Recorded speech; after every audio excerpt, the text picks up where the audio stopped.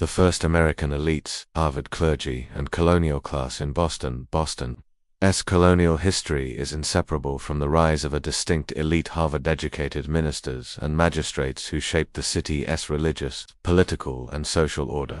This elite emerged from the intersection of Puritan theology, the founding of Harvard College, and the city's unique blend of spiritual rigor and commercial ambition. Below is a comprehensive analysis of how Harvard's early graduates dominated colonial life, how Puritan ideals were embedded in Boston's urban and civic fabric, and how John Winthrop's "A City Upon a Hill" sermon cast a long shadow over the city's identity.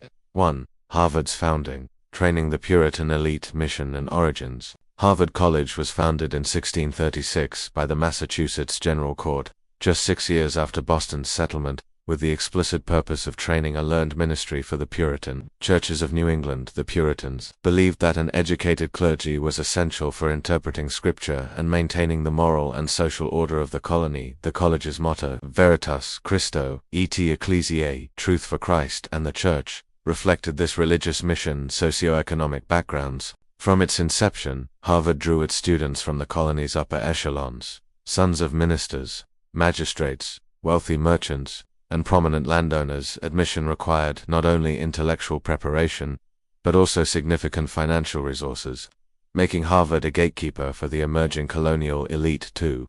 Harvard graduates, dominance in church and state, religious leadership, clergy as community pillars. A significant proportion of Harvard's early graduates became ministers, fulfilling the college's founding mission. These ministers were not only spiritual leaders but also wielded considerable influence in local governance, education, and community organization. Harvard-educated ministers, figures such as Increase Mather and Samuel Mather, exemplified the intellectual and spiritual leadership provided by Harvard alumni. Ministers were responsible for preaching, catechizing, moral oversight, and maintaining communal standards, church-state interdependence. In Puritan New England, the line between church and state was blurred. Ministers often advised magistrates, influenced legislation, and helped enforce moral codes, political leadership, civil governance. Harvard graduates quickly came to dominate the Massachusetts General Court, the colony's legislature, and other key offices. The college's curriculum, emphasizing classical languages, logic, and ethics, was designed to produce leaders for both church and state. Creation of a colonial elite. Harvard's alumni formed a close-knit network that controlled the clergy, legal profession, and colonial government, perpetuating the influence of elite families across generations. Social stratification, education as a class marker. Harvard functioned as both a symbol and a mechanism of social stratification. Its degree was a prerequisite for leadership roles and a marker of elite status. Limited mobility. While a few students from modest backgrounds attended Harvard, the overwhelming trend was for the college to reproduce and reinforce existing social hierarchies. 3. Puritan theology.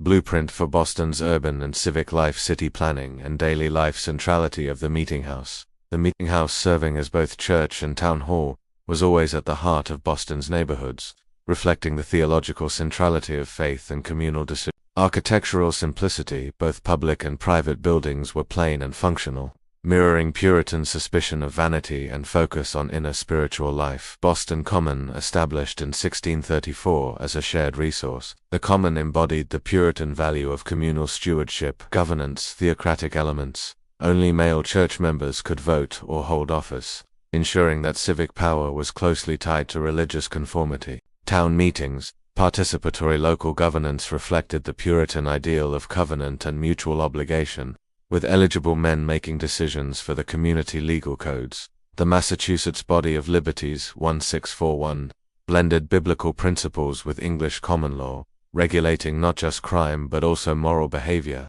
church attendance, and even dress. Daily life. Work ethic. The Puritan ethic encouraged hard work, discipline, and self-restraint, seeing all labor as a form of worship. Family and education. The family was the basic unit of society, and education was a religious imperative. Boston established the first public school in America, Boston Latin School, 1635, and Harvard College, 1636, reflecting the Puritan commitment to literacy and learning. For Boston's dual identity, spiritual rigor and booming commerce. The tension. Work as worship. Puritan theology encouraged industriousness, but warned against the dangers of excessive wealth and luxury. Booming trade. Boston's poor soil pushed settlers toward maritime commerce.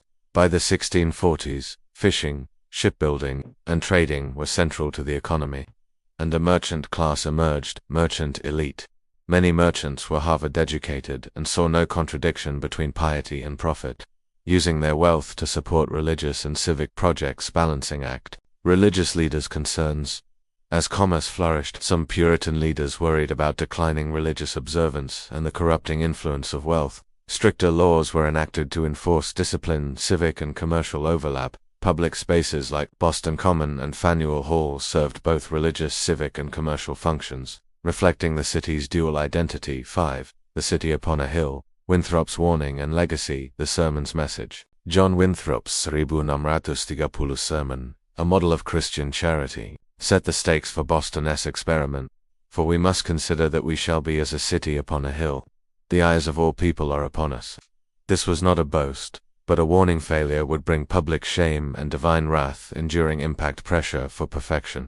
The sermon created a culture of anxiety, discipline, and exclusion, but also a relentless drive for excellence and communal responsibility. Legacy of elitism. The pressure to be a model community justified the dominance of a Harvard-educated elite, who saw themselves as guardians of the city's covenant with God. American exceptionalism. Over time, the city upon a hill became a symbol of American exceptionalism, though often stripped of its original context of warning and humility. 6. Comparison to other colonial institutions. Harvard's unique role. While other colonial colleges, for example, William and Mary, Yale, trained regional elites, Harvard's early founding, size, and proximity to Boston gave it unmatched influence in shaping New England's religious, intellectual, and political life. Model for others. Harvard's structure and curriculum served as a model for subsequent colleges, but its role in creating a colonial class was unparalleled. Conclusion. Harvard's early graduates formed the backbone of Boston's first American elite,